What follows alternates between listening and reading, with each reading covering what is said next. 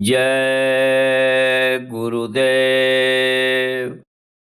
गुरुर्ब्रह्मा गुरुर्विष्णु गुरुदेवो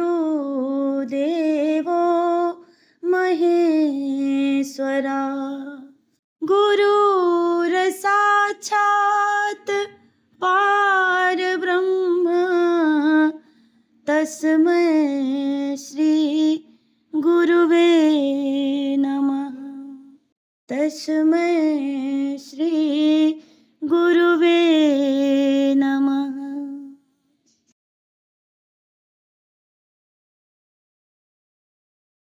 गुरु महिमा है अपार जगत में, गुरु महिमा है अपार। गुरु महिमा है अपार जगत में, गुरु महिमा है अपार। गुरु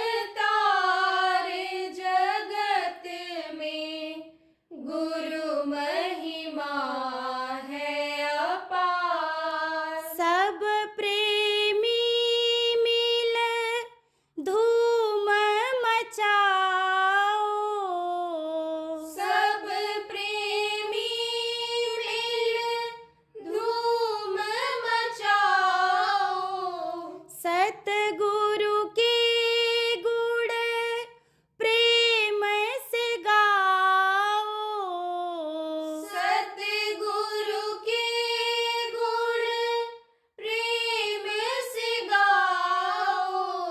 जय गुरुदेव नाम है सार जगत में, गुरु महिमा है अपार।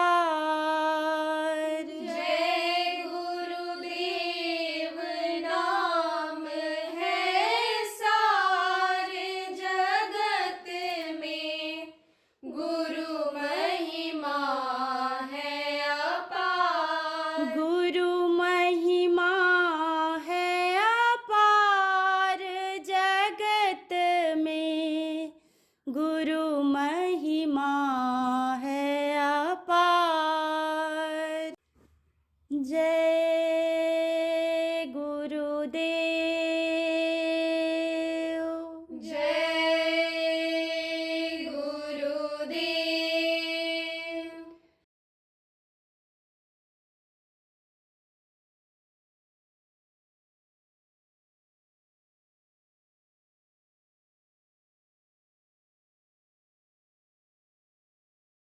इस समय कलयुग में सत्संग का मिलना दुर्लभ है। सत्संग होता नहीं है, सत्संग को लोग जानते नहीं हैं। लेकिन जब जान जाते हैं, समझ जाते हैं कि सत्संग से ही सतपथ दिखे, अज्ञानी अधेर हटे। सत्य का रास्ता, सत्य का रास्ता सत्संग से मिलता है। वो सत्य जो है प्रभु, वो सत्संग से ही मिलता है। सत्संग से ही जानकारी होती है कि वो प्रभु है कहाँ, मिलेगा कैसे, उसका दर्शन कहाँ होगा। ये सारी चीज़ें सत्संग से मिलती हैं। सत्संग में ही ये बात बताई गई कि जीने का यह समय आदमी का ख़त्म होता चला जा रहा है। जिस चीज़ को भूला हुआ है उसी को सत्संग में याद दिलाया जाता है कि भाई मौत सबकी आनी है। बलि विक्रम वेणु दधीच गए और पारस गए जिन भारत ठाना। गए दुर्योधन जंग जुरे जिन 64 कोष में छत्र टाना। बलि ऐसे बलवान गए जकरे कखरी 10 कंध लुकाना। और धरा का प्रमाण यही स्वामी, फरा सो झरा और बरा सो बताना। वेणु जैसे दानी चले गए, दधीच जैसे दानी जिन्होंने अपनी हड्डी का दान देवासुर संग्राम में दे दिया था, वो भी इस दुनिया संसार से चले गए। आप देखो दुर्योधन जैसा राजा कि जिसकी छतरी 64 कोष में थी, जहाँ वो बैठता था, बैठका जिसको कहते हैं, बैठक उसका 64 कोष में था, वो भी चला गया। महाभारत के जो योद्धा थे अर्जुन, वो भी चले गए। इस धरती का विधान ही यही है कि जो पेड़ फलता है वो झड़ता है, जो आग जलती है वो बुझती है, और जो पैदा होता है वो मरता है। इनको भगवान कहते हैं। त्रेता में आए थे, मर्यादा पुरुषोत्तम थे, पिता के आदेश का पालन किया पूरा का पूरा, रघुकुल की मर्यादा का पालन किया, त्याग किया, तपस्या किया, गुरु के चरणों में विश्वास किया, गुरु किया उन्होंने, विद्या गुरु और आध्यात्मिक गुरु दोनों बनाया और धर्म की स्थापना किया। रावण जैसे पराक्रमी कि जिसके सामने बड़े बड़े देवता ठहरते नहीं थे मैदान में। वरुण कुबेर सुरेश समीरा रण सम्मुधर काहुन धीरा, यह सब देवता हट जाते थे जब उसका रथ चलता था लड़ाई के लिए। अभी तो विभीषण अधीर हो गया देख करके, और रावण रथी विरथ रघुबीरा, और देख विभीषण भयो अधीरा। कहा ये कैसे बंदर और भालू टिक पाएंगे इन राक्षसों के आगे, कि जो बंदर और भालुओं को ऐसे पकड़ करके और मुंह में डाल करके चबाता भी नहीं है, दांत से निगल जाता है, ऐसे को उन्होंने मारा। अच्छा काम किया उन्होंने, धर्म की स्थापना किया, लेकिन मनुष्य शरीर में होने के नाते उनको भी जाना पड़ा। कृष्ण भगवान आए, उन्होंने भी धर्म की स्थापना किया। उस समय पर भी अत्याचार, पापाचार, दुराचार बहुत बढ़ता जा रहा था, उसको उन्होंने ख़त्म किया। लेकिन मनुष्य शरीर में रहने के कारण उनको भी शरीर छोड़ना पड़ा। तो आज के दिन यही याद करना है कि भाई हम लोगों का भी समय पूरा होगा। सांसों की पूंजी गिन करके खर्च करने के लिए मिलती है, और यही पूंजी 21,600 बार 24 घंटे में खर्च हो जाती है। और जब खर्च हो जाएगी तब ये शरीर कहीं भी रहेगा, धड़ाम से गिर जाएगा, फिर ना ये बोल पाएगा, ना उठ पाएगा, ना हाथ पैर हिल पाएगा। और इसी को लोग मिट्टी कह करके ले जा करके शमशान घाट पर जला देंगे, दफना देंगे। यहाँ इतने लोग बैठे हो, अभी किसी को कहो ये तुम्हारा मिट्टी है शरीर को, तो गाली गुप्ता देगा, कमजोर पड़ोगे, पत्थर मारेगा। और मैं तो अंदर अंदर तो बोलेगा ही, दिखाई नहीं पड़ता है, मोतियाबिंद हो गए आँख में, है मिट्टी कह रहे हैं शरीर को। काया सुंदर सी देवता जिस शरीर के लिए तरसते हैं उसको ये मिट्टी कह रहा है, लेकिन उस समय मिट्टी ही हो जाएगा। तो ये जो अमावस्या पूर्णिमा है, ये दिन और जो रात हैं, ये जो तारीख हैं, ये क्या बताते हैं कि इतनी उम्र तुम्हारी पूरी हो गई। ये महीना आते हैं, आपको हर पूर्णिमा को बताया जाता है, पूर्णिमा के बारे में, महीना के बारे में बताया जाता है। पीछे भी बताया गया, दोहराने का समय नहीं है, लेकिन पिछला जो बीता आपका फागुन जब लगा तब बताया गया था कि फाल्गुन लाने का, फाल्गुन उसके जैसा गुण लाने का, उस प्रभु के जैसा गुण लाने का, उसी जैसा बनने का, उसी के पास पहुंचने का यह महीना है। लेकिन आपने कितना कोशिश किया, नामदानियों ने कितना, अन्य समझो सत्संगियों ने कोशिश किया, प्रयास किया, ये तो भैया आप जानो, ये तो आप जानो कि आप बने कि नहीं बने। हमको तो लग रहा है इसमें नहीं बने, इक्का दुक्का भले कुछ आगे बढ़े हों, लेकिन पहुंच नहीं पाए वहाँ तक, उसके जैसा नहीं हो पाए कि जिसके लिए फागुन महीना आया। चलो कोई बात नहीं, जब भी चेतो तभी सही, जब भी चेतो तभी सही। कहते हैं सुबह का भूला शाम को अगर घर वापस आ जाए तो भूला नहीं कहलाता है। तो आप चेत जाओ, चैत महीना आ रहा है, चैत चटा रहा है कि चेत जाओ, नहीं बैसाख हो जाओगे 1 महीने के बाद। जब बैसाख आएगा बैसाख हो जाओगे, कोई कीमत नहीं रह जाएगी शरीर की।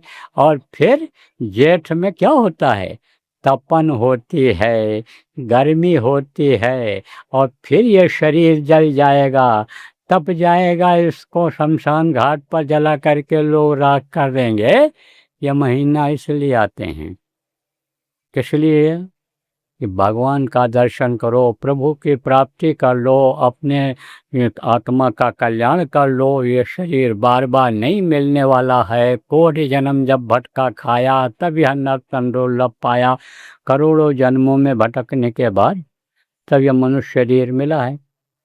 तो एक लक्ष्य, एक उद्देश्य आदमी को बनाना चाहिए कि एक साधे सब तधे, सब साधे सब जाए, एक उसी को साध लिया जाए जो सबका सृजनहार है, सबको देता है, सबकी परवरिश करता है, उसी को न प्राप्त कर लिया जाए।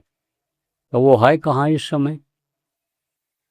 किसी भी हिंदू से पूछो कि भगवान कहाँ है, तो बताएगा, ऐसा उंगली उठाएगा ऊपर, कोई मुँह से बोलेगा, कोई उंगली उठाएगा। किसी मुसलमान से पूछो कि अल्लाह ताला कहाँ है, खुदा कहाँ है तुम्हारे, उंगली उठाएगा। ईसाई से पूछो वेयर इज गॉड, उंगली उठाएगा या बोलेगा देयर, या उंगली उठा देगा ऊपर, ऊपर है वो, तो ऊपर तो है वो।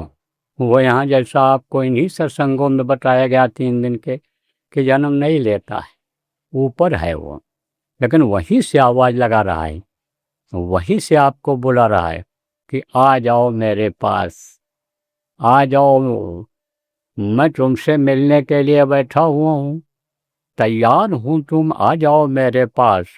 वो आवाज़ लगा रहा है। कुदरती काबे के महताब से आ रही धुन तुझको बुलाने के लिए, वो धुन आ रही है, आवाज़ आ रही है, लेकिन वो पकड़ में आएगी तब तो, जानोगे तब तो, तरीका मालूम होगा तब तो कौन बताता है तरीका? जो जानकार होता है वही बताता है, वही इल्म देता है, वही शिक्षा देता है, वही तालीम देता है। तो ये हमेशा रहे हैं। इनको गुरु कहा गया, सदगुरु कहा गया, इनको मुर्शिद कामिल कहा गया, इनको स्पिरिचुअल मास्टर कहा गया। तो वो हमेशा रहते हैं, वो बताते हैं। तो वो जब मिल जाएं तब ये बात बन सकती है। रहते हमेशा इसी धरती पर हैं, खोजने की ज़रूरत रहती है, ढूंढने की ज़रूरत रहती है, परखने जानने की ज़रूरत रहती है। तो समझो, खोज लेना चाहिए। अब कुछ लोग तो कहोगे भाई मैंने तो गुरु कर रखा है, मैंने तो खोज लिया है गुरु को, लेकिन वो गुरु जो आपने बनाया, उन्होंने क्या भगवान का दर्शन कराया? क्या वो खुद भगवान का दर्शन किए? उनसे कहो, पूछो कि क्या आपने दर्शन किया गुरु जी, सच सच बोल दो। और आपने जब नहीं किया तो हमको क्या कराओगे भगवान का दर्शन? आप बताओ अब आपकी कहाँ है भगवान? तो कोई मंदिर में बता देगा, कोई मुर्शिद कामिल जिसको कहते हैं कि यानी गुरु बनाते हुआ, वो कहेगा मस्जिद में मिलेंगे, कहेगा काबा मिलेंगे, कोई कहेगा काशी में मिलेंगे, कोई कहीं बताएगा, कोई कहीं बताए। अब भटकोगे जब नहीं मिलेंगे, फिर पूछोगे कि कहाँ मिलेंगे, नहीं मिले हमको, तब कहेगा वो मिलेंगे कहाँ? वो तो इस समय पर समझो कि निराकार हैं, वो तो समझो साकार हैं ही नहीं हैं, उनको देखा ही नहीं जा सकता है। लेकिन जिसने देखा उनको, वो कब कहेगा कि नहीं हैं? वो तो कहेगा इनके हाथ हैं, पैर हैं, आँख हैं, कान हैं, बोली है, वाणी है, इनकी जगह है रहने की, वो तो सब बताएगा। ऐसे को क्यों न खोजा जाए, ऐसे को क्यों न समझा जाए, जाना जाए? तो कहा गया जब तक गुरु मिले नहीं साँचा, तब तक गुरु करो 10 पाँचा, 10 5 गुरु कर लो, कोई बात नहीं है। सच्चा गुरु, समर्थ गुरु जब मिल जाए, जब वो उस प्रभु का दर्शन करा दे, तब उसको मान लो कि ये सच्चे गुरु, और रास्ता बता दे, रास्ते पर चलने लग जाओ, और वो बताओगे कि इस तरह से जाओगे तो तुमको ये चीज़ें मिलेंगी, और वो चीज़ें मिलने लग गई, आपने उन चीज़ों को देख लिया तो विश्वास हो जाएगा। जैसे उज्जैन जाना है, जैसे आपको लखनऊ जाना है, जैसे एटिया ठोक बलरामपुर गोंडा स्टेशन पर जाना है, तो आप पूछोगे किसी से, आप जब वो गया होगा तो बताएगा कि भाई बलरामपुर स्टेशन तुमको जाना है तो इधर से जाओ, तुमको बाएं दाहिने हाथ की तरफ बाग बगीचे मिलेंगे, जंगल मिलेगा, पुल मिलेगा, नदी मिलेगी, फिर उस पार जाओगे रेलवे फाटक मिलेगा, उसके बाद आगे जाओगे, बढ़ते जाओगे, शुगर फैक्ट्री मिलेगी, गन्ना की मिल मिलेगी, और फिर उसके बाद बाएं हाथ की तरफ यानी स्टेशन मिलेगा रेलवे। गोंडा जाना हो तो आप पूछोगे तो बताएगा, एटिया ठोक बाजार पड़ेगा, फिर यानी गिलौली पड़ेगा, और फिर रेलवे क्रॉसिंग पड़ेगी, आगे जाओगे रेलवे स्टेशन बाएं हाथ की तरफ मिल जाएगा। लेकिन जो नहीं गया है उसको क्या पता है? अब आप चले और बाग बगीचा मिलने लग गया, जंगल मिलने लग गया बलरामपुर स्टेशन पर जाने के लिए, तो विश्वास हो जाएगा कि नहीं हो जाएगा? तब विश्वास हो जाता है। तो जब तक गुरु मिले नहीं साचा, दत्तात्रेय ने 24 गुरु किया था। जब उन्होंने देखा कि हमको समर्थ गुरु, सच्चे गुरु नहीं मिल रहे हैं, जो भगवान का दर्शन नहीं करा पा रहे हैं, तो खोजते ही रहे। तो जो खोजता है, जिन खोजा तिन पाइया, गहरे पानी पैठ, हों बोरी बूढ़ अंडरी, रही किनारे पैठ। कहा ना, जा पर जाकर सत्य संयोग हो, ताहि मिलन में कर संदेह हो।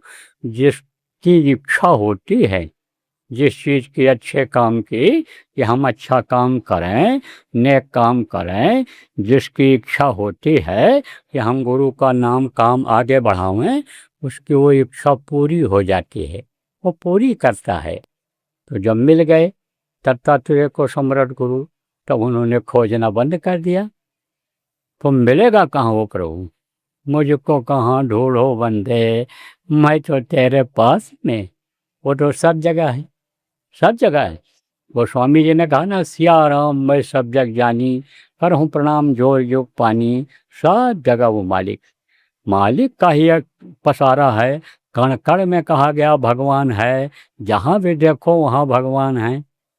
यही नानक साहब महात्मा थे, संत थे, पूरे संत थे, कबीर साहब के शिष्य थे, और कम उम्र में ही उन्होंने चढ़ाई कर दी थी, तरक्की हो गई थी।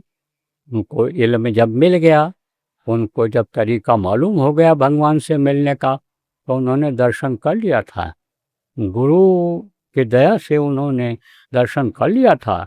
तब वो उसको अकाल पुरुष कहने लगे कि ये काल के देश में नहीं आते हैं, ये अकाल पुरुष हैं। ये उनको अकाल पुरुष कहते थे, यानी उस सतपुरुष को, जय गुरुदेव धाम के मालिक को वो अकाल पुरुष कहते थे। तो गए हुए थे उधर, तो कहाँ लेट गए वहीं, वहाँ काबा में। तो उधर आप पे समझो पैर किए हुए लेटे हुए थे। तो एक मुसलमान भाई आए, बोले का फिर कहीं का, तो काबा की तरफ पैर करके लेटा हुआ है। तो कहा तो हमारा पैर घुमा दो। तो पैर जब घुमाया तो काबा उधर ही दिखाई पड़ने लग गया। फिर दूसरी तरफ घुमाया तो उधर ही दिखाई पड़ने लगे। फिर तीसरी तरफ घुमाया तो उधर ही दिखाई पड़ने लग गया।